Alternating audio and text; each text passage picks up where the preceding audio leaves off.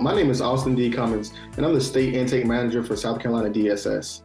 In my ARP that I will discuss today, I will talk about maintaining the cultural identity of children through their names. This topic for mine is a call to action so that we can think creatively and also strategically about how can we better secure and provide rights to children to their names. The agenda for today will be understanding the importance of names, ARP data collection and results, adopted children rights to names and information.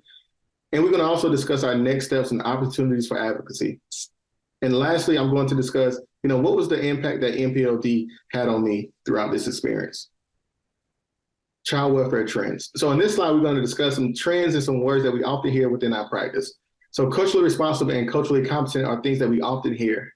But what does this mean in practice? How do we measure this? How do we ensure that we are being culturally responsive and culturally competent? And how do we know that we're using a shared language, that when we say these words, it means the same thing for everyone else across the board? So when we think about our practice and we think about being culturally responsive and competent, we want to push that further to see, how does that show within our practice and how does that show within us as well? I'm going to put the link to this video in the comments. But in this video, it shows Cortez Carey, and he discussed the impact of his name being changed when he was adopted in foster care. In his experience, he felt that the name was the only thing that he had. He didn't have contact with his family. He didn't have the ability to make those decisions, but having his name meant a lot to him. And throughout that process, he talked about when his adoption failed and he had to go back into foster care. He talked about that his name did not change. And he talked about his fight to get his name changed back to his original birth name. And when that did happen, how he felt about that, how that was a win for him. So now let's talk about why names are important. Names are a core part of our identity. They often reflect a person's cultural, religious, ethnic, or racial identity. And names can connect to traditions of family and community, ancestry, and history. So when you think about your names, what special meaning does it have to you? How does it connect you to the people? Sometimes we're named after people. Sometimes we're named after different things that correlate with our history and our traditions. But think about, what is the impact that your name has and what's the significance of your name? In addition, names are important because they may originate from a language other than the one spoken at school or home. It can have a special meaning or be a source of pride. Family names are sometimes handed down from one generation to the next. And last names can reveal or affirm family history. First names can be a merging of several names into a new and meaningful name. So within this slide, you can see throughout all these points, why names are important. And when we look at that last name shows us our history and it shows us who we are connected to. It speaks to the people before us as well too. So that's definitely a big part of why names are important and having kids to keep their names. So when I think about within child welfare in our practices within adoptions, oftentimes children names are changed. So when I discuss my action research project, I wanted to talk about this topic more because for me, when I think about children being displaced, children being removed from their homes of origin and having their name changed, it had a resemblance to things that African Americans experienced in our history throughout slavery. And we want to look at what did that do to culture? What did that do to the experiences of African Americans? And that really severed their ties, to their culture by having their names changed, their language changed. And we want to make sure that we're doing what we can to ensure that people are connected to their culture. So when I look at this topic, I want to look at, how many people can this potentially affect? So within the United States, there are approximately 100,000 adoptions that occur each and every year. So again, in 2019, the United States had 120,869 children that were adopted. And this was a 5% increase since 2010. So these totals show that, adoptions are increasing, that we're approximately around 100,000, but in 2019, there was around 120,000. So from this slide, we can see that names changes affect a large population of children, and that number of children is a great number. So when we look at the percentage of adoptions by type, of that approximately 100,000 kids that are adopted each year, what is the percentage of those types of adoptions? So here we have international adoptions account for 25%, and we have private domestic adoption accounted for the largest percentage at 38%, and then we have foster care adoption at 37%. Now let's take a look at the race of those adoptions. For white, it takes up the majority at 37%, and then for Black or African Americans, that accounts for 23%, and Hispanic, that accounts for 15%. So when we look at for Black and African American, we can see that there's an overrepresentation, because when we look at the United States in large, African Americans or Blacks do not make up 23% of that population. Now let's take a look at age. So this slide will show the average age that kids are being adopted at, the ages where kids are being adopted at. So from ages 0 to 2, that accounts for 5%. And then when we look at ages 3 to 4, we can see that that reflects 9%. Our biggest portion at 30% is for ages 5 to 9, and then ages 10 to 12, as you can see with 19% in the pink. And for 13 to 14 in yellow, that is 14%, and ages 15 to 17 is 23%. So when we look at adoption and we think about kids' names being changed, a lot of times those are kids that have a connection to their names, because for the most part, the vast majority of adoptions are occurring after the age of 4. Now let's discuss what are some common practices and questions regarding name changes. Think about who has that authority. At what age can children have input? Let's really think about these questions. For you, think about, what age should children have input? What is put in place to protect children to ensure that they do have that input regarding their names being changed? In research findings on the answer to these questions throughout my ARP, we found that decisions are often made by adoptive families. And it's been stated that it is routine for children's last names to be changed. Even if the child is consulted, they do not fully understand the weight of their names. So when we ask a child that is 8 or 9, really thinking about, do they understand the power of their name, what their name means, the significance of their names, and are they at an age where they can really make that decision? And within South Carolina Children's Code, children 14 and older must consent to adoptions. However, there are no specific laws that children and youth must consent to adoptive name changes. Now, it is sometimes included in those adoptions, but when we look at, what about the children that are under the age of 14? There are really no protections for them to ensure that they do have input in their adoption, and also within that name change process as well, too. Now, for my excellent research project, let's take a little bit about the staff survey and findings. To really dive deeper into this subject, I want to look at the experiences that staff have had with children's names being changed, what type of training they have had regarding name changes, so we can really think about, what is the information that they're being provided with to help facilitate those conversations. So let's take a deeper look. So one of the first questions I wanted to ask within the survey would be, what is the years of experience for people that are working in child welfare? So from our survey where 20 people completed, I found that 50% have 10 plus years within child welfare, and at 20%, that accounted for 5 to 10 years of experience in child welfare. And in the orange, for 10%, that was for people with 3 to 5 years of experience. And in the red, we have 1 to 2 years at 15%.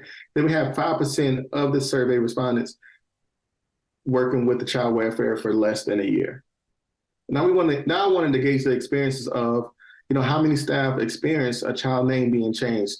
How many cases have they worked where this happened?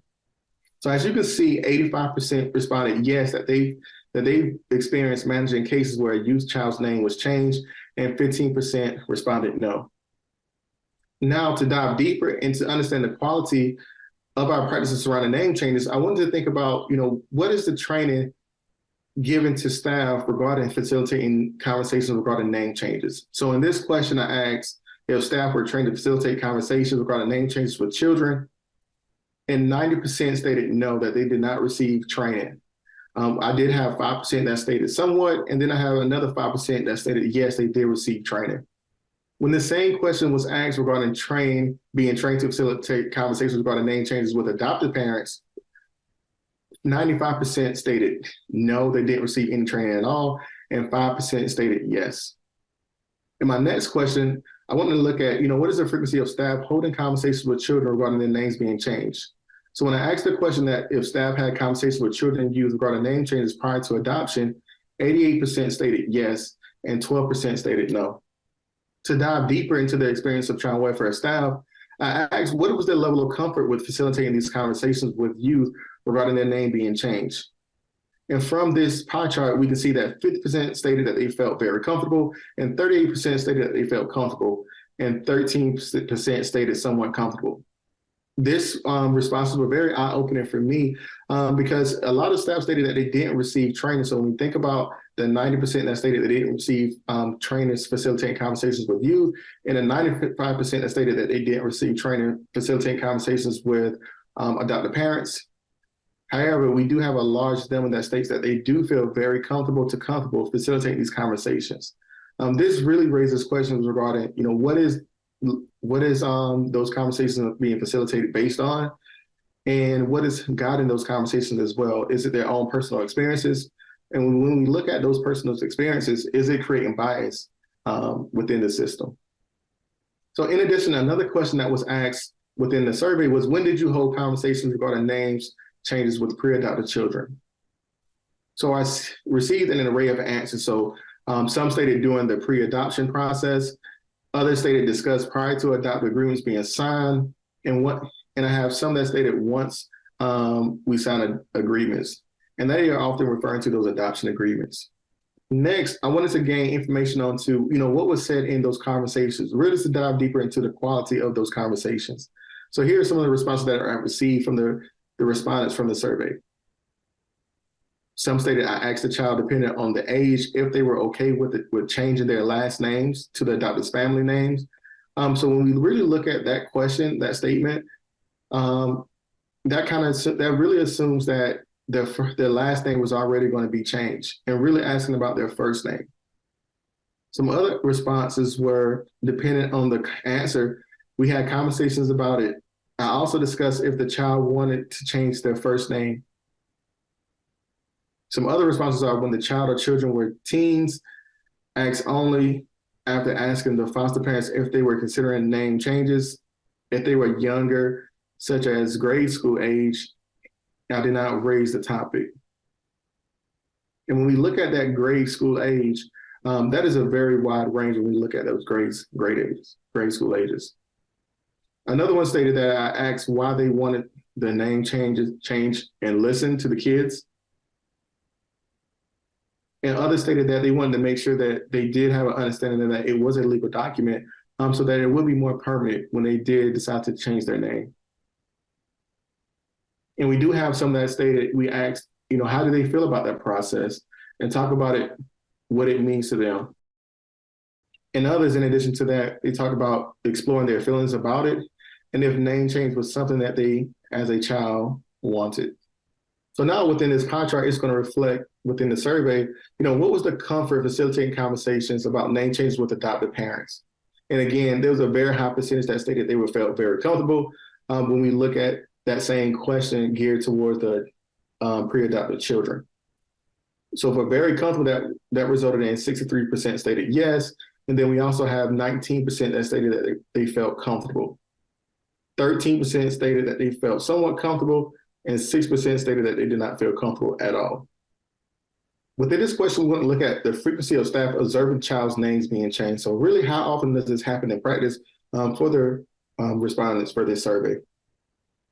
So 59% stated that this happens often, 24% stated always, and 19% stated occasionally. To get more qualitative responses, I asked, what were some of the common reasons regarding children's names being changed? From those responses, I gathered that children's last names were always changed to match their adoptive family. Some of my children kept their bio family last name and hyphenated both names. Some children got completely new names, especially if they were babies or toddlers. The child is an infant or the child wanted a new name. Last names are always changed. So it really connects with our practices. What is the practice regarding name changes? And it sounds like it's routine for last names to always be changed.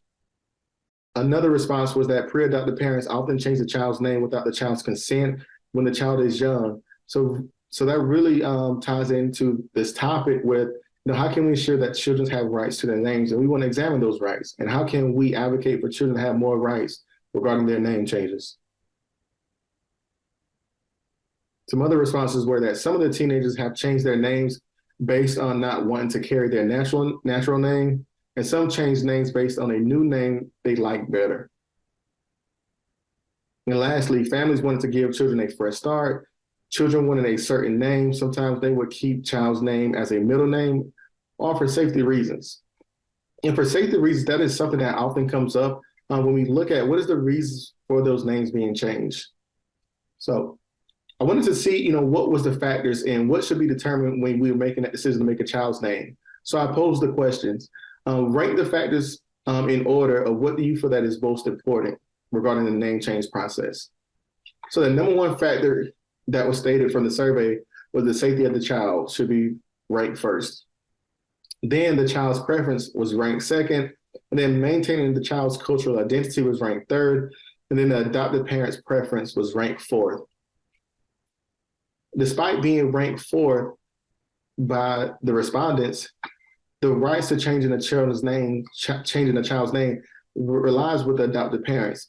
And sometimes there can be no consent from the children regarding their names being changed. It would be a routine practice. So although the child's preference might be ranked 2, but within practice, do we see that as being ranked 2? And again, the safety of a child is a factor that often comes up when we're making those decisions. However, when we look at safety, is that a way for us to really talk about biases that come up often within the name change process, and also when we talk about safety of the child? Is there a way where biases are coming up regarding our fears, and are we using safety to justify those biases? Now let's take a look at adoptees' rights. Let's take a look at adoptees' rights to records in their birth certificates. Only 9 states have unrestricted access. The remaining 41 states have either some type of restricted access or conditional access. For South Carolina, as of May 16, 2023, South Carolina adoptees may, upon reaching the age of 18, apply to receive their original birth certificate and information from their adoption file. So this really highlights that South Carolina and some other states are really thinking about ways where how can adoptees have better access to their birth certificates and their records. And this really highlights them being able to access their history, because within those records, within those birth certificates, it contains the history of their family. When we look at restricted access or conditional access to sealed adoption records and sealed birth certificates, what does this mean? This means that a court order may be needed. It could also mean that it may only be available through participation in a mutual consent adoption registry. It can mean identifying information may be removed. So sometimes that information is redacted within those files. It can also require that birth parent or an adopted parent consenting to those records and birth certificates being released. And lastly, it could also entail only a summary of the information being made available. So even in those situations where they are granted access, it may not be full access to those records. And there also may be additional barriers that may prevent them from gaining access to those records and their birth certificates. For South Carolina did make a ruling on adoptees' petition to gain access to adoption records. So within that decision being made, Judge Weatherford Jr. of the 7th Judicial Circuit Court for South Carolina stated, "Mankind is possessed of no greater urge than to try to understand the age-old question, who am I? Why am I? Those emotional anxieties that generate our thirst to know the past are not superficial and whimsical. They are real, they are good, they are a good cause under the law of man and God."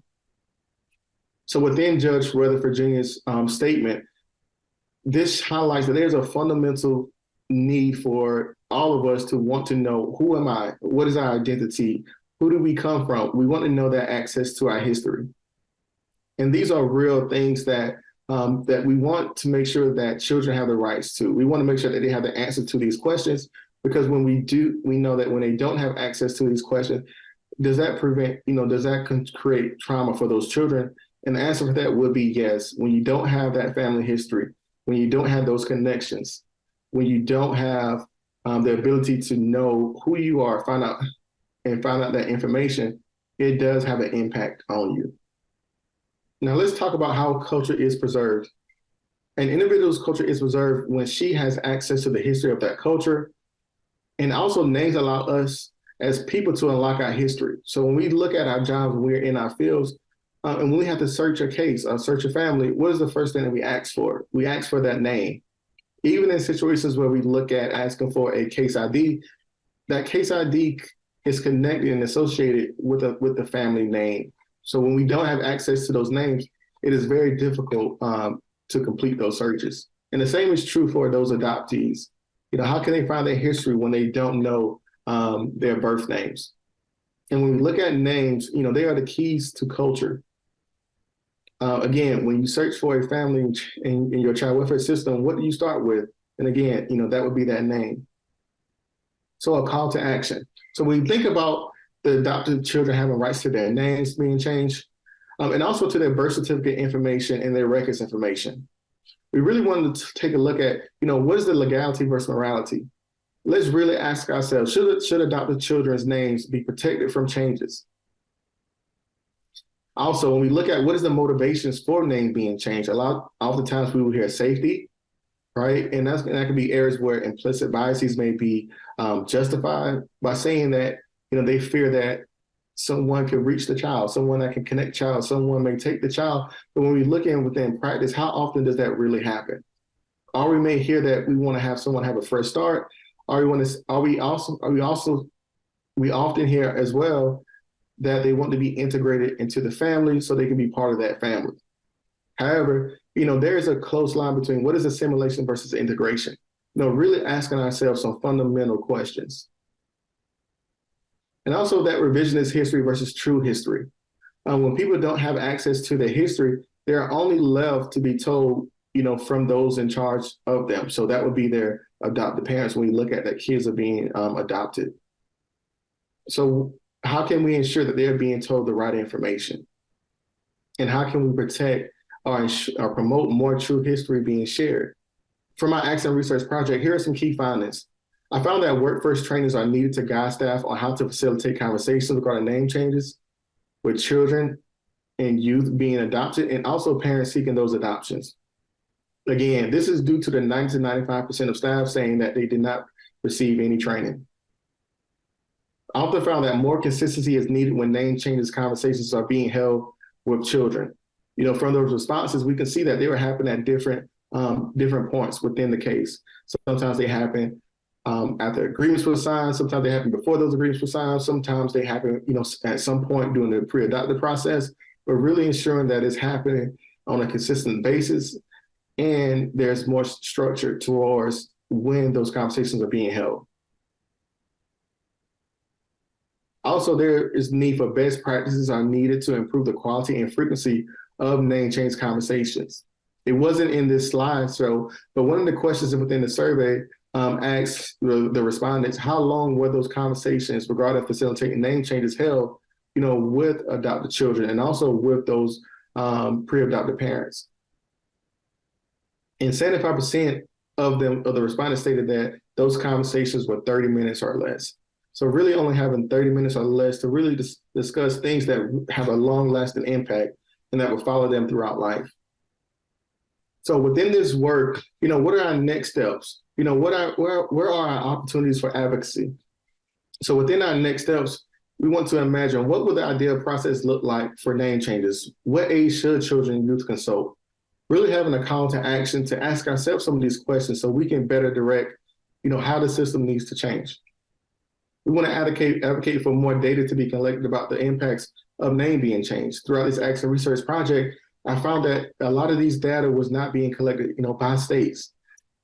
How can we better track the number of children where their names being changed? How can we track how many children have requested their records or birth certificates? Because to really show these numbers and how is it impacting children or youth that experience adoption. And we want to be curious around the name changes as well. So be curious around those practices in your jurisdiction. What training is being received? Are records accessible? What data should be collected? Really begin to ask your jurisdiction these questions. And lastly, identify opportunities for change. changing records from restricted access to unrestricted access, establish more structures and practices to help with that information, those conversations be facilitated, and really removing barriers that are denying kids from having access, to their history, to their birth certificates, to their case records. Some questions to consider to help continue this call to action would be, what practices does your agency use to ensure adopted children have access to their birth families? How are these practices being monitored? What rights do adopted children have to the history of their family of origin? And who controls access to an adopted child's family history? Because we want to make sure that they are receiving the true information on their family. Throughout these experiences, I have found that sometimes children don't receive that accurate information. They receive information that their parents, their biological parents died, are just different things. And as they become older, they realize that information was not true. And how did that hurt them? How did that traumatize them in those situations? So really ensuring that kids have access to that information. So now I'm going to discuss the impact of MPLD had on me. So one of the things that MPLD had on me was that it enhanced my ability to network. It helped me focus on coalition building, being in a room with like-minded individuals, and also individuals tackling diversity and equity and inclusion issues within their own states or their own organizations proved to be very helpful. It allowed me to connect with others so that we can better support each other in our work. On a personal level, it identifies strengths and growth opportunities that I needed within myself. It allowed me to use data and research within my advocacy. How can I really put together a compelling message within my advocacy? And lastly, it encouraged me to be innovative and courageous thinking. So within this work, we want to be courageous. We want to be smart. We want to be confident, but we also want to be courageous as well too. To promote racial equity, it's going to take a lot of courage to really push conversations that are not being held. This concludes my presentation, and I just want to thank you for watching. And again, think about ways that your jurisdiction can promote and maintain the cultural identity of children through their names.